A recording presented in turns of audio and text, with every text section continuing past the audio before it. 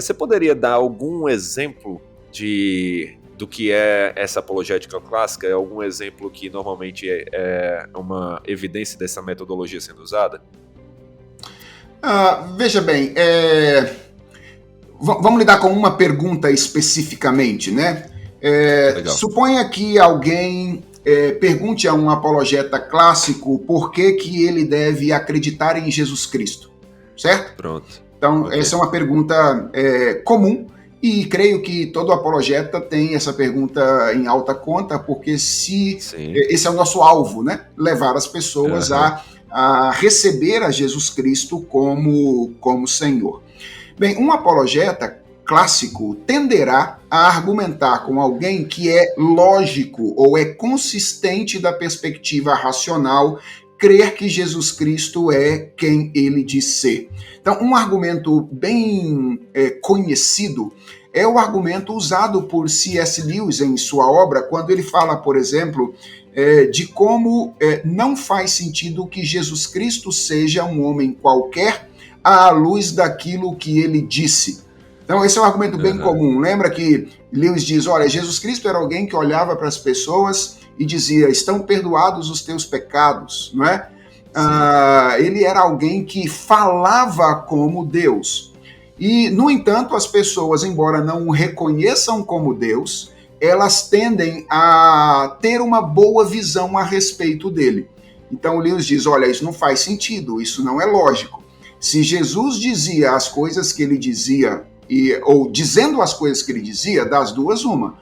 Ou ele é Deus, e isso faz sentido, ou ele era um louco qualquer, não é? Porque não faz sentido absolutamente a um ser humano bom, que não seja divino, olhar para si mesmo como se fosse Deus. Alguém que faz isso não deveria ser bom, ele seria alguém mau. Então, isso é um exemplo de como é que a apologética clássica lidaria com essa questão da razão pela qual alguém deveria crer em Jesus Cristo. Excelente. E aí você já falou, de certa forma, um pouco dos principais defensores, né? Lewis seria um, então, aí da apologética clássica. Quem mais a gente poderia colocar?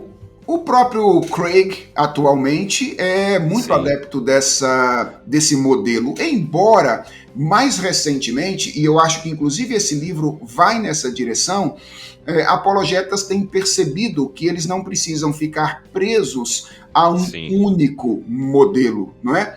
Mas existem outros, entre os reformados, por exemplo, B.B. Warfield era um apologeta que se valia muito dessa metodologia e desse modelo, né?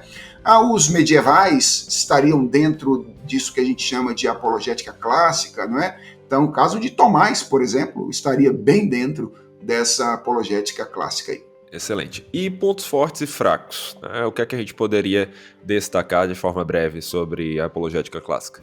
Bem, isso vai depender muito do modelo apologético que alguém adote, né?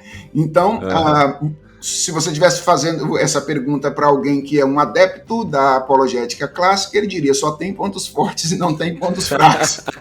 Né? Sim. E, aliás, veja bem, deixa eu ressaltar um negócio. Eu acho que essa é uma questão, essa é uma das razões pelas quais este livro é interessante. É uma das razões pelas quais o livro deve ser lido e considerado. É que ele nos faz exatamente olhar para essas perspectivas como tendo alguns elementos de força ao mesmo tempo em que tem as suas fraquezas. E eu acho que, em geral, essa força e fraqueza, ela está muito relacionada ao mesmo ponto.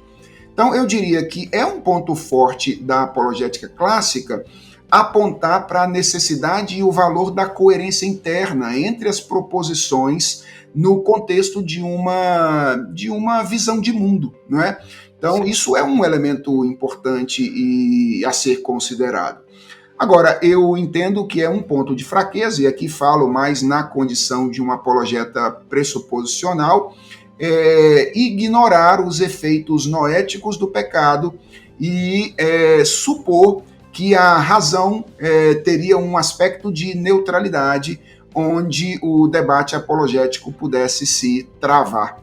Então, nesse sentido, eu creio que a apologética clássica tende a certa ingenuidade quanto ao papel dos pressupostos na interpretação da própria realidade.